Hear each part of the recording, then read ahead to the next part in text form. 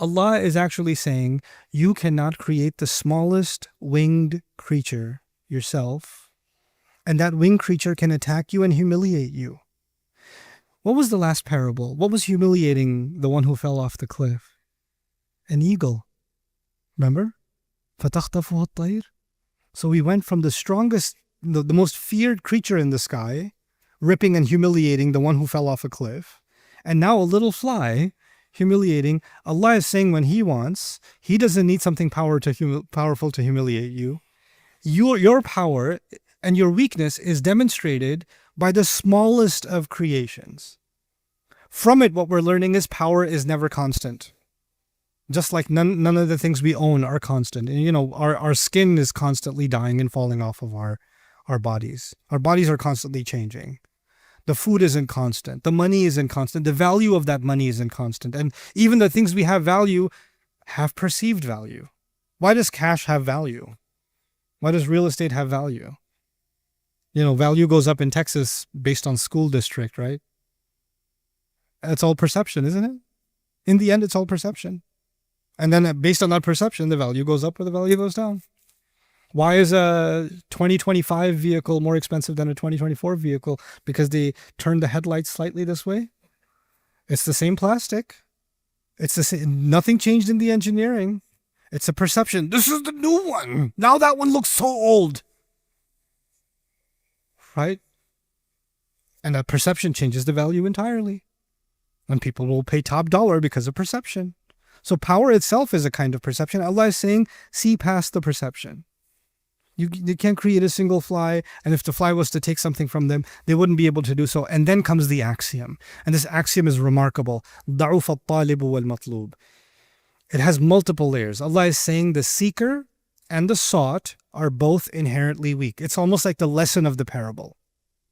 And to really internalize that, let's go back to the most basic example. The basic example was there's a temple, there's an idol, fly comes and takes away, right?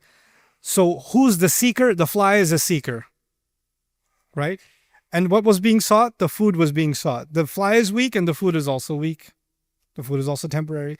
If the idol wants to capture the fly, then the fly is the matlub, the fly is the thing being sought, and it's just a fly, it's weak. And the fact that you have to pursue it, the fact that you're in pursuit makes you weak.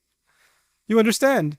And by extension, this guy who walked 10,000 steps to the top of the temple to put his offering in front of a statue so he can finally, marry the girl he wants or something, whatever he wanted to ask, he is seeking something. He's a seeker. He's a seeker. And he's got some wish that is the thing that he's seeking. And Allah is saying what you're wishing for, the matlub is weak, and so are you. The false god you are seeking from is weak, and so are you.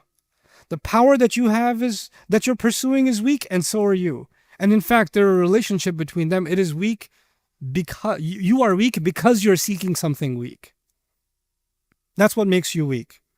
There are some people who just want to prove, that they have authority. They have power. And they don't have to be Fir'aun. They could just be your in-laws. I'm kidding. Or am I? They just want to prove it. They want to make some comment. They want to make some kind of gesture to let you know who's boss. And they will leave no opportunity to slip something in there because that pursuit, I just need them to know who's in charge. I just need them to know how much above them I rank. There are some people in your life that just want to remind you that they have a better education than you do. And they have this need. This is their matlub. The feeling of superiority over you specifically is a need that they have. Remember in Surah Al-Kahf, the guy needed to say, Ana aktharu minka malan. They have that need. And that need makes them pathetic, makes them weak.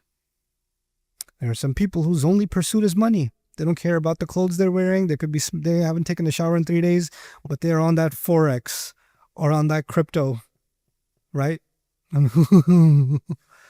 Right? But you know what? You're weak because the thing you're pursuing is also weak. It's not just about idol worship. Actually, it's about all pursuits. Allah has given us a reality of pursuits.